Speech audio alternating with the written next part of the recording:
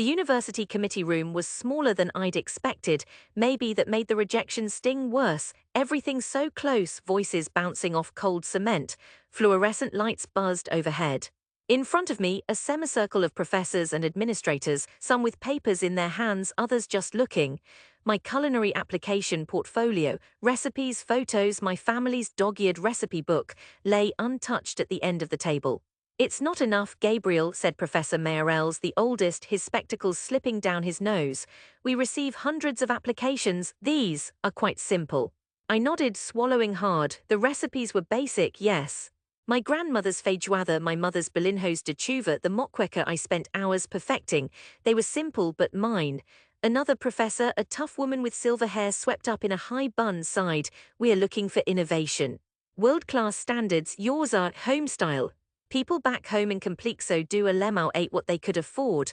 My recipes were cheap, filling, but made with love. I tried to say this, words dry on my tongue.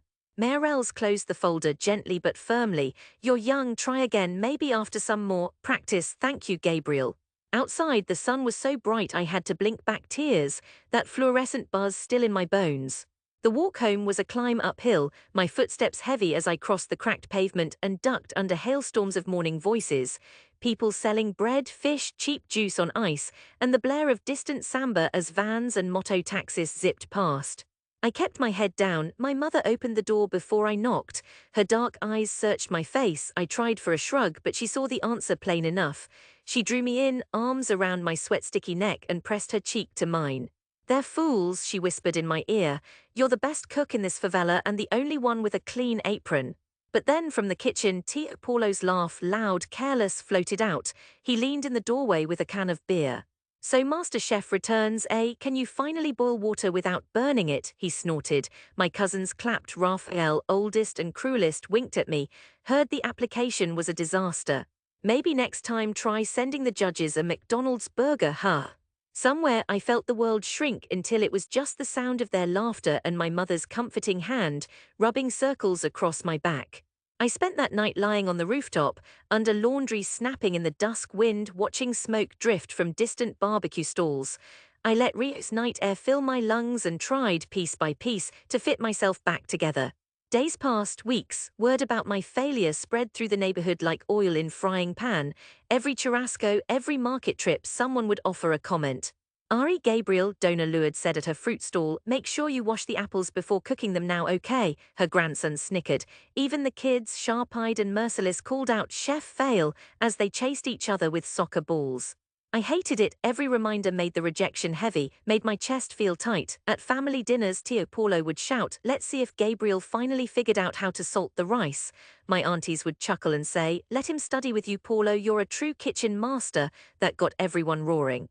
I could have let myself sink into that, but my mother didn't let me. She'd nudge me into the kitchen when no one was watching. "The world doesn't hand out dreams, Philho. You have to take them." I spent nights on the roof with my notebook scribbling. I watched the street vendors, the way Dona Celeste served her sweet churros, how Jose's pastel cart always drew a line at midnight. I started trading chores for lessons, cleaned Celeste's cart before dawn, and she'd show me how to keep oil at just the right temperature. Snuck into the bakery with Raphael at 4 a.m., learning to knead dough from the real tough women, tired but still singing from the night before. And every day the laughter continued. At home, at church, outside school, all the same, I learned to tune it out a little. 2 years later, at 17, I was carrying crates for a restaurant near Ipanema, far away from home. The kitchen was frenetic, all clang and cursing and sweat. I never touched the stove, mostly washed dishes, peeled potatoes, carried trays of bones to the alley for dogs, but I watched. I watched the line cooks flip fish, the chef boss, Joe Ramos, taste everything with 2 fingers and a frown. I started to stay late, scrubbing floors so I could look over Ramos's shoulder.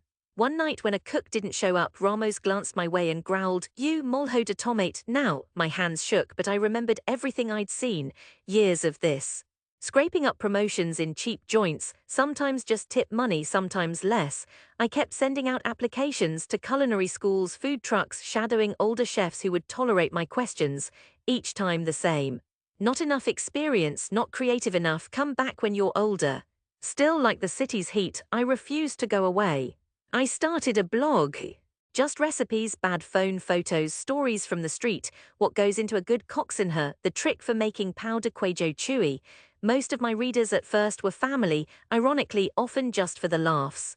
My cousin Clara would bring my posts to the table so everyone could comment, "Now you're a writer too, oi gent, Gabriel the philosopher of salty beans." But eventually, others outside the favela started reading. Restaurant owners in Copacabana, a journalist from Sao Paulo shared it around. I got interviews, first by email then a spot on a local radio show. I told stories about food, about where it came from, who cooked it. I was gentle in my truth but didn't hide how hard it was, how easily everyone laughed at dreams like mine. One Sunday, a young chef named Lucia found me. She'd read a post about my mother's feijoada, the way smoke clung to the beans, the memory of my Arvo stories as he stirred the pot. "Come work with us," she said. "It won't be easy, but we cook with soul." And so began the next part of my journey, finally in the kitchen, inventing, sweating, failing, and succeeding in equal measure. I burnt things, cut myself. Made sauces that curdled, but also sometimes magic, a twist on mockwecker that made Lucia pause, spoon in mouth, her eyes closing. "Eso, Gabriel, that's your touch." We worked the festivals, food markets, late-night pop-ups. My voice grew, my food too. I found ways to blend favela comfort with Rio's wild flavors. Cassava puree with grilled shrimp, coconut milk in savory pastries, caramelized bananas with cardamom and cachaça syrup. After 4 years, Lucia and I started our own stand, Gabriel's Table, under a rainbow umbrella in a tiny square in Leblon. At first we couldn't pay ourselves much, but our line grew, magazine features, TV. A reviewer called our food a mosaic of Rio's heart. I quit my part-time jobs. I was still just a kid from Alemão, but now when people laughed, it was a different laughter. People took photos of their meals, they asked my story. The articles followed, From Favela to Fine Cuisine, how Gabriel Ribeiro is rewriting Brazilian food. By 25, I had enough saved, enough courage too, to open my own restaurant on a skinny slope near Santa Teresa. Canto do Gabriel, the menu read like a letter home, feijoada croquettes, pão doce with guava, fried sardines with chioti salsa. Yet all the way the old voices stayed with me, humming at the edges of my dreams. The news traveled fast as it does in Rio. Gabriel Ribeiro, once the butt of every family joke, now had a restaurant with a reservation waitlist stretching months. The kind of place where tourists begged for a table and locals argued over which dish felt most real. Still, I hadn't returned to Alemão, not properly. I sent money to my mother, hosted her on quiet Sunday evenings, but avoided the bigger gatherings. I was successful now, but the wound, the one left by all those years of mockery, had never healed right. Then one hot February my mother called. "They're having a big festa at the community center. Dona Lourdes wants you to come. Tio Paulo says he'll believe you're a big chef only if you cook for the whole family, not for tourists." There it was, that old tone halfway between challenge and bait, the pull, the dare to come back and face all of them. I agreed. I felt my stomach clench but also burning under the skin, a steel I'd forged from all these years apart. I wore jeans and a plain white t-shirt the day I went back, but people recognized me anyway. The afternoon blazed, boats drifted up the bay, blue sky clotted with white clouds. The alleyways zigzagged with children, men sitting outside playing cards, women stringing up banners. I climbed the old stairs past the saggy concrete wall to the hall above the bakery. The committee had set out folding tables, a few old tablecloths, plastic cups, trays of salgados. I saw Tio Paulo before anyone.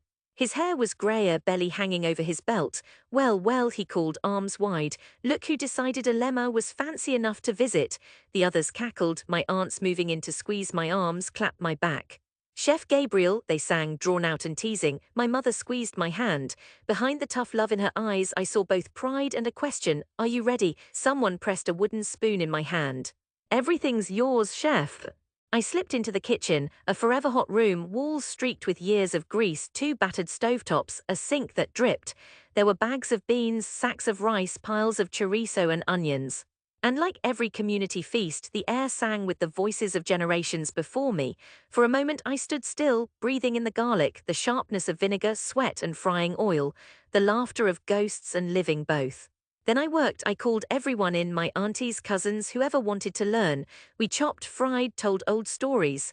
Kids rolled brigadeiros by hand, their palms sticky. I showed Clara how to blend cassava and coconut for bolo. We laughed, someone started singing. Raphael, once the loudest mocker, grilled chicken and boasted to the neighbors. I taught him everything. I let everyone help. I wanted them to feel it, the process, not just the taste. As we filled the tables, word spread down the hill. Neighbors drifted in, curious. Dona Luard arrived last, eyes sharp as always. She watched me spoon feijoada into a huge clay pot, swirling smoke. Looks good, Gabriel, but the proof is in the eating. Tio Paulo hung back, arms crossed. Let's see if our chef's beans are worth all the headlines. Everyone crowded around, paper plates in hand. The smell filled the hall, smoky, savory with orange and sharpness, rich as the Rio dusk. Even the kids, usually picky, jostled to be first. My hands shook as my family took their first bites. The silence was almost shocking after so much chatter. Then slowly the murmurs began, soft at first, then louder. "My God, this is good," whispered Aunt Lilia. "Better than my mother's, Gabriel," said Raphael, his grin abashed. Clara hugged me, eyes wet. I never tasted beans like this. Tio Paulo took his time. He chewed, swallowed, eyes on mine. Finally, he set his fork down and said, loud enough for the room and the old neighborhood to hear, "The boy did it, it's better than mine's." Applause broke out, neighbors celebrated, teasing yes, but this time gentle. The laughter was full of warmth, all edges filed off. Dona Luard beamed. "I always said he'd surprise us. Didn't I say it, Paulo?" I laughed, tears pricking my eyes, not from hurt this time, but from the way support felt, heavy and warm, like standing in the summer rain after years of drought. Later my mother found me by the window, looking at the city spread out below, the glitter of favelas, the spires of Christ on the hill, the blue tongue of the bay. She took my hand, squeezed it. "You brought it all home, Philho. Rio is proud." I hugged her, the sight of my work, empty plates, chicken bones, scraps of dough laid out like medals. The night faded, the last guests drifted away. My family and I washed the dishes side by side. When I stepped outside, the air smelled of earth and cooling oil, of salt and distant flowers. I walked through the alleys, memories burning, but no longer with shame. Each doorway, each corner was familiar. Laughter behind windows, this time none of it aimed at me. Before I left, Tio Paulo caught me at the door. "You know, Gabriel, when they said you'd be something, I doubted, but now I see, the real feast was this. When you come home next time, the kitchen's yours." I smiled, the city lights below trembling like something alive. I had left for years, chasing something that seemed forever out of reach: recognition, respect, my own place at the table. In the process, I'd earned it, not just in articles or reservations or Instagram posts, but right here, with the people who always, even through their laughter, held me closest. When I walked down the hill under the street lamps, I felt Rio's arms open and wide, the scent of beans and rain in the night wind, the voices of my people echoing behind me, no longer just laughter but something like a song.